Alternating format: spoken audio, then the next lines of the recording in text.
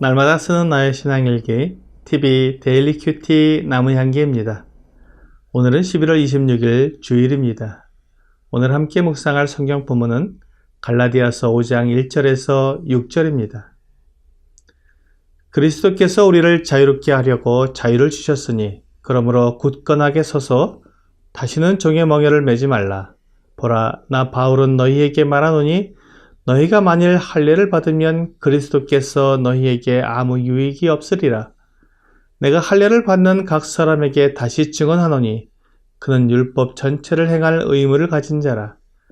율법 안에서 의롭다함을 얻으려 하는 너희는 그리스도에게서 끊어지고 은혜에서 떨어진 자로다. 우리가 성령으로 믿음을 따라 의의 소망을 기다리노니 그리스도 예수 안에서는 할례나 무할례나 효력이 없으되 사랑으로서 역사하는 믿음뿐이니라. 갈라디아 성도들은 복음을 듣고 믿었습니다.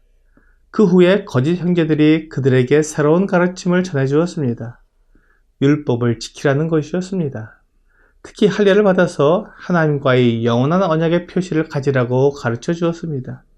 그 말이 귀에 들어왔습니다. 예수 그리스도를 믿고 구원받은 후에 이 세상을 살아가면서 내가 정말로 구원받았는지 의심이 들 때가 있습니다.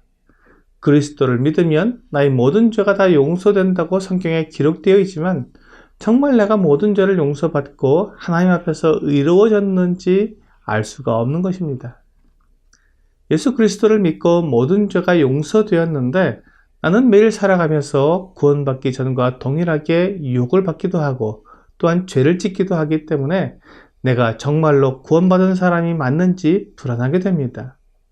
구원받은 사람은 죄를 짓지 않아야 하고 거룩한 삶을 살아야 하는 것이 아닌가 하는 생각이 들면서 그런데 나는 여전히 유혹을 받고 죄를 짓고 있으니 내가 정말로 죄 용서를 받고 의롭게 된 자가 맞는지 의심이 드는 것입니다.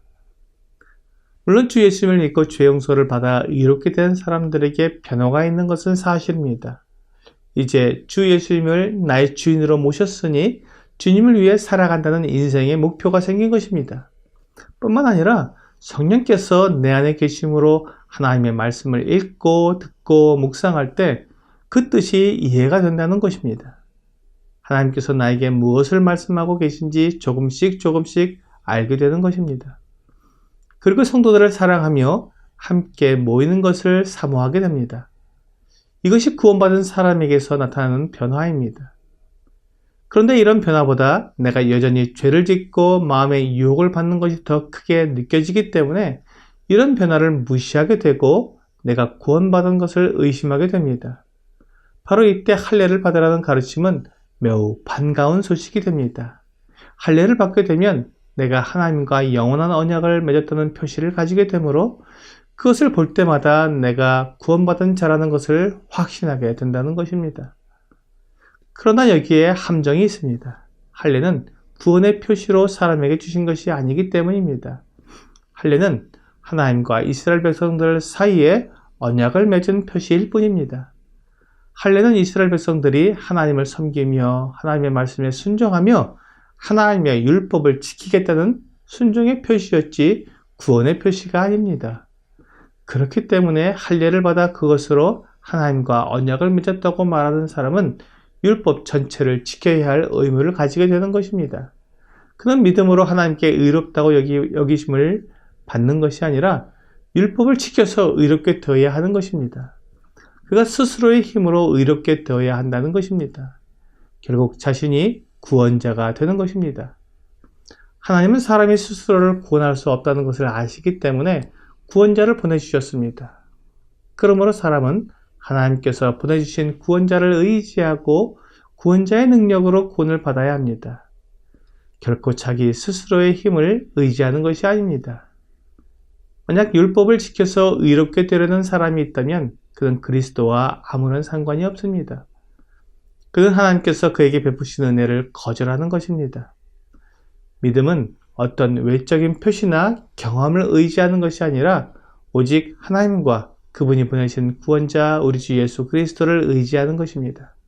비록 나에게 여전히 유혹이 오고 또한 내가 죄를 짓게 되더라도 그것 때문에 하나님께서 나를 구원하실 수 없게 되는 것이 아니라는 것을 믿어야 합니다. 로마서 5장 6절은 우리가 아직 연약할 때 기약대로 그리스도께서 경건하지 않은 자를 위하여 죽으셨도다 라고 말씀합니다. 그리스도께서 연약하고 경건하지 않은 자를 위해 죽으셨습니다.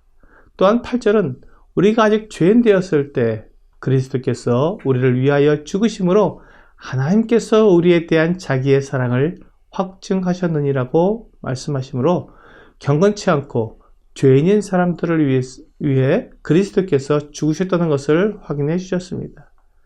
우리가 착한 일을 하고 죄를 짓지 않을 때 나를 사랑하신 것이 아니라 내가 아직 죄인일 때, 그러니까 내가 죄를 짓는 사람이라는 것을 아시면서도 나를 위해 죽으셨다는 것입니다.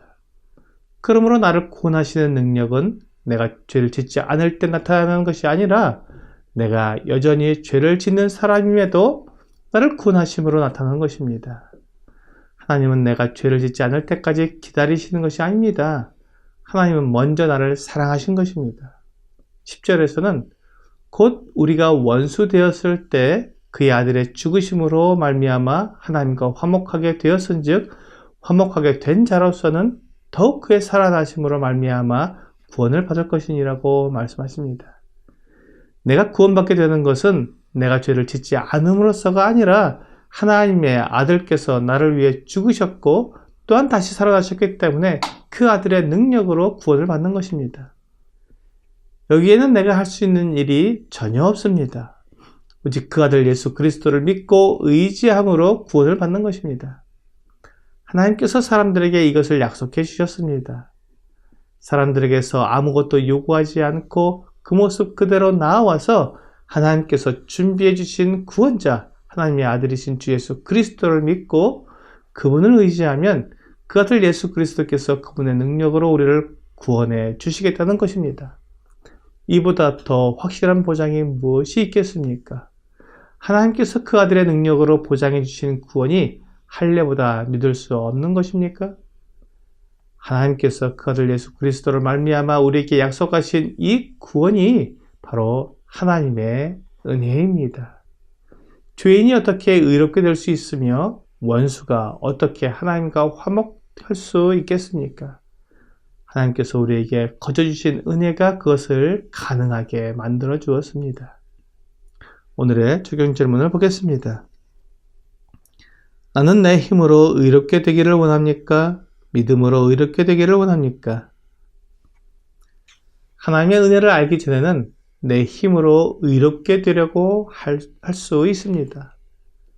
하지만 하나님의 은혜를 알게 되면 내 힘으로 하는 것이 얼마나 어리석은지 분명히 알게 됩니다.